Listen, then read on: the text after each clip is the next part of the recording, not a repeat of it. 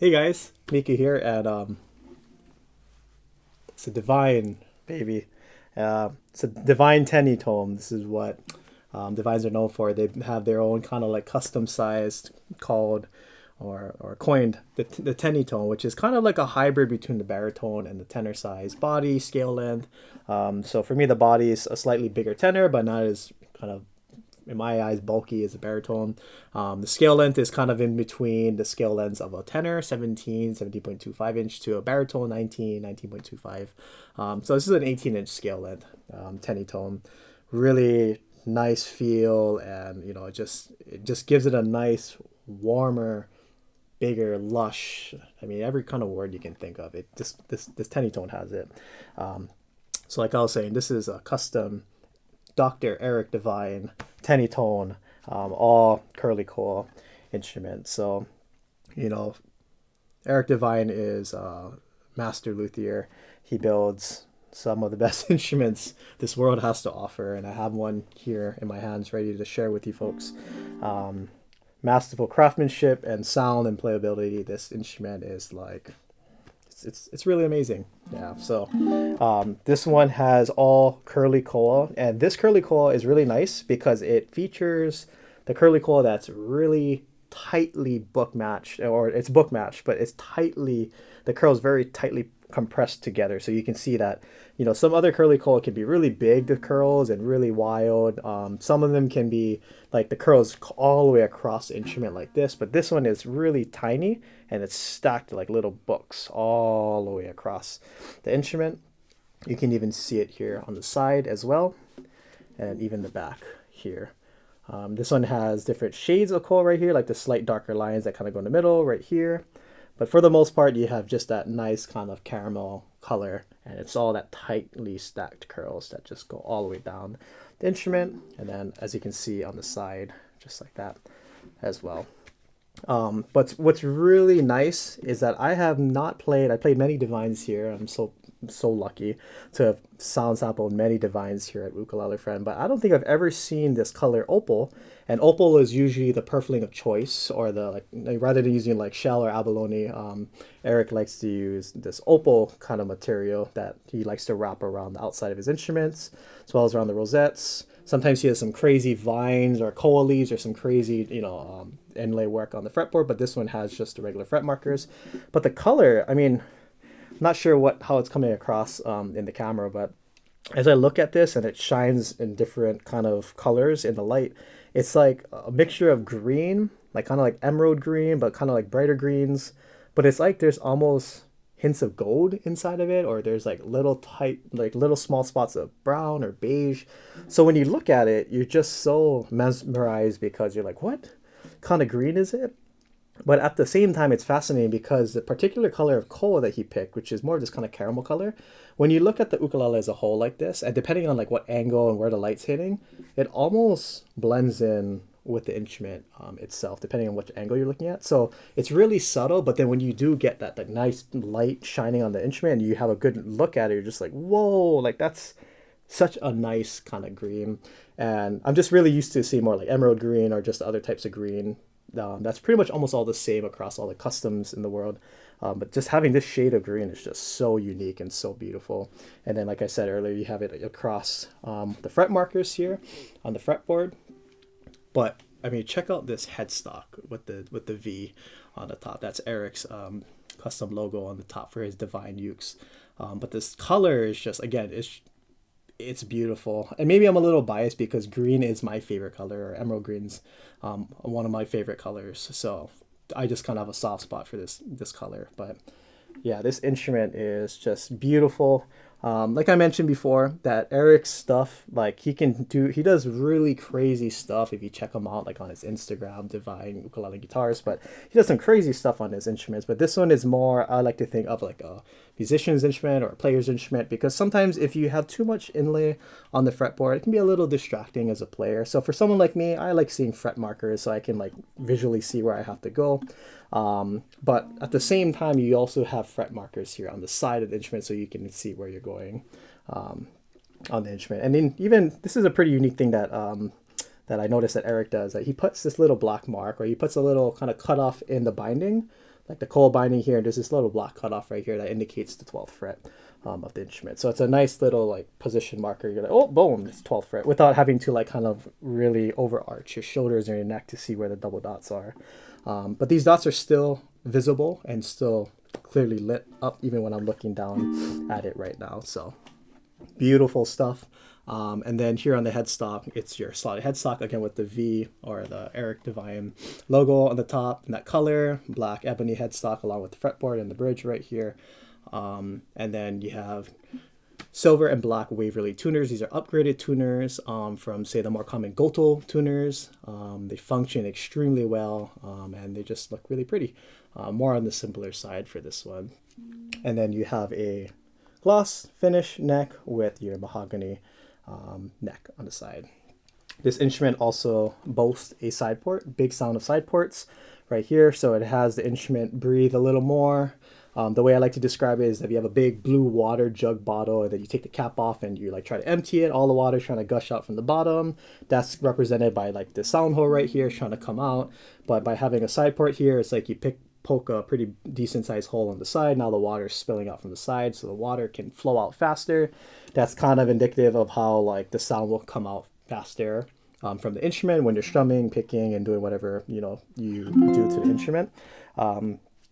But yeah, so it's really great because with the side port, you never can be in front of the instrument while playing this instrument at the same time.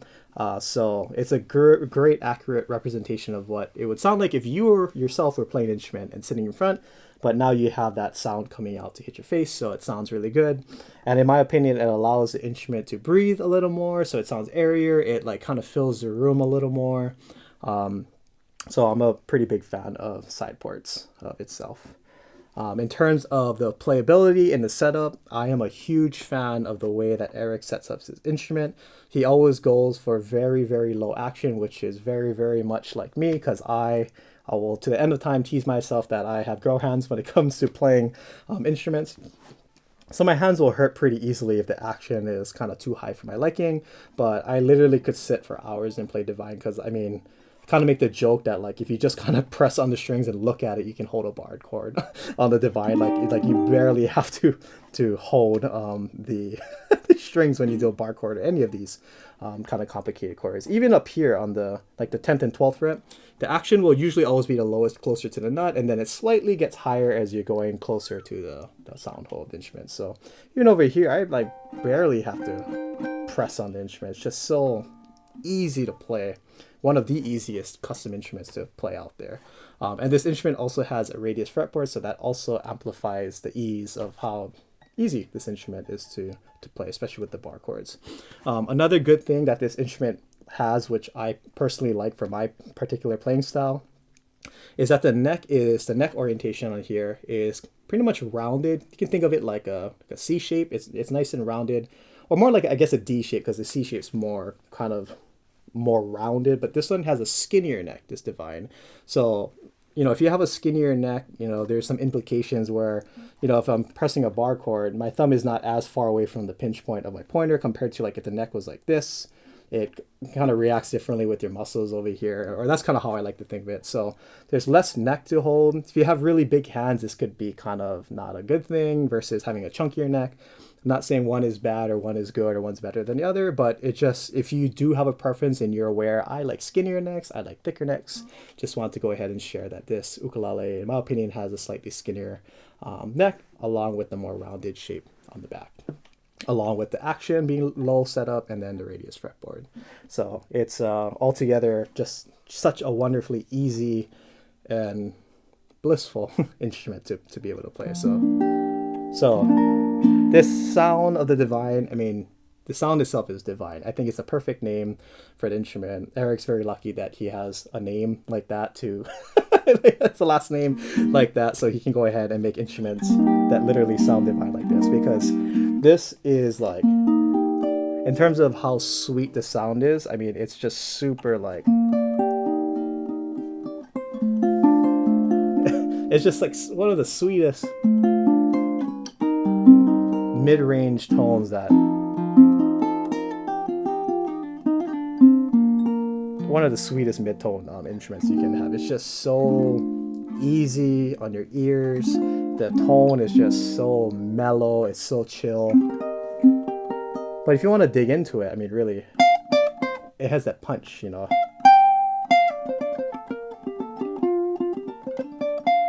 But what I love about it too is that it has a nice punch and a lot of good clarity with it. But when I don't pluck it as hard, it has a nice rounded kind of sound versus a more kind of piercing kind of sound. So I like that because it further meshes in with the warm kind of tone that you're gonna get with this instrument. So, you know, when I'm playing up here,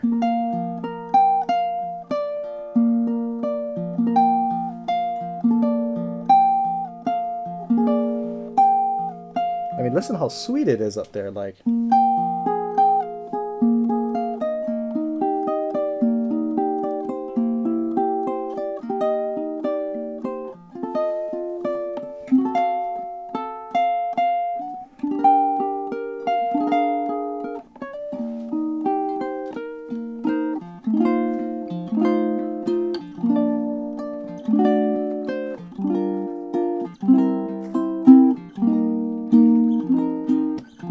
Across the whole entire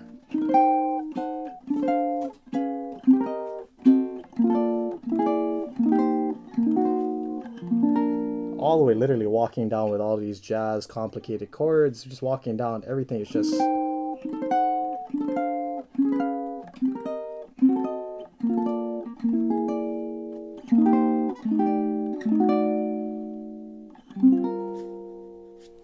clean, super buttery.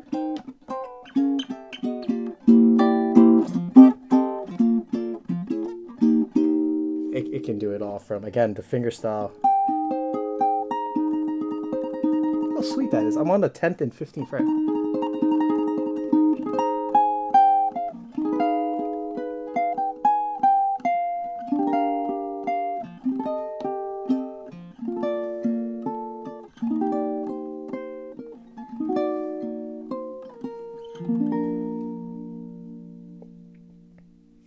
It's amazing. So here is a detailed sound sample of where I'll kind of talk about and feature different aspects of the instrument, so you guys can kind of hear how this instrument reacts with different playing styles and different, you know, if I'm playing more melodic, more soft, more aggressive, loud, fast, all these kind of things. So here is a more melodic approach to playing on this instrument, what it sounds like. So.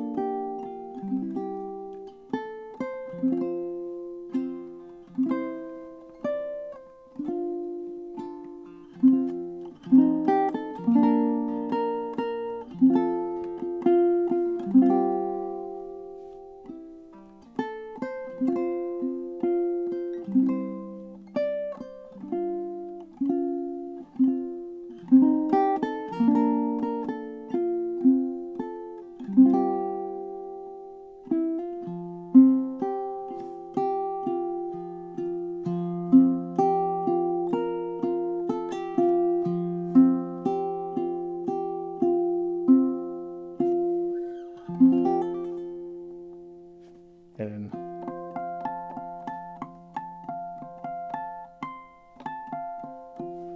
nice harmonics too.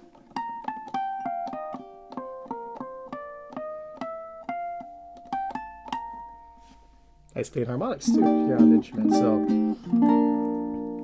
just really nice. This instrument really sings and it's really mellow. If I wanted to dig into it more, like right now, and I can play a little more aggressive, you can hear how this instrument kind of handles that too. So here we go.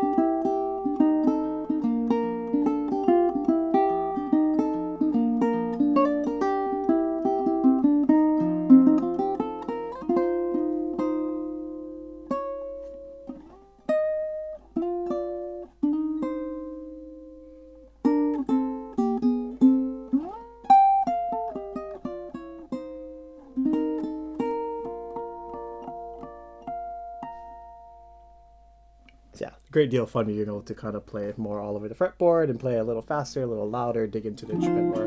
A lot of fun. In terms of strumming, to be fairly honest, I don't think this instrument would be best suited to strum fast or more aggressive. I think this is a really mellow instrument, and to me, you want to play towards your instrument's kind of positives, or not positive, but more like to its strong suits. And to me, this is such a mellow instrument. To me, like if you're kind of really digging into this instrument, I don't think this instrument is kind of suited for that. Or maybe it's more like I really just enjoy playing, like hearing it just more mellow tone.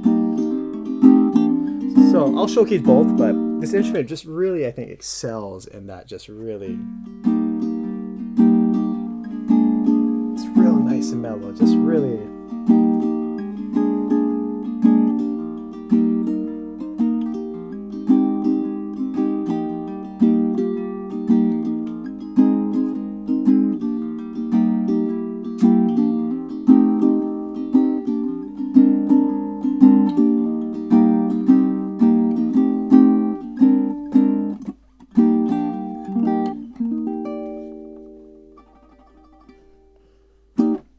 And I don't know, maybe I'm wrong. Go ahead and tell me, let me know. Here's a little.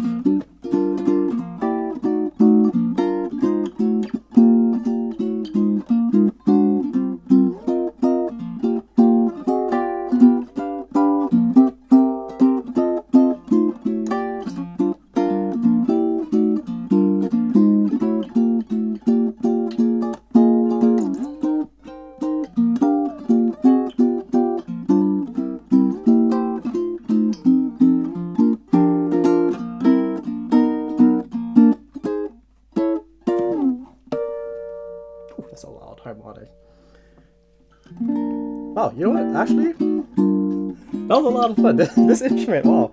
Because, what I guess I was missing is that now that I'm really digging and playing into it, it has such a clean sound. When I'm playing with this kind of more staccato technique where like I do this jazz comping strum, and I kind of am using the flesh of my skin and just kind of doing this, keeping my thumb really relaxed. As soon as I finish my strum, I can kind of bounce, so I'll like press the pressure down and then let go. So now when I do this, it has a really nice, clean kind of jazzy kind of style to it.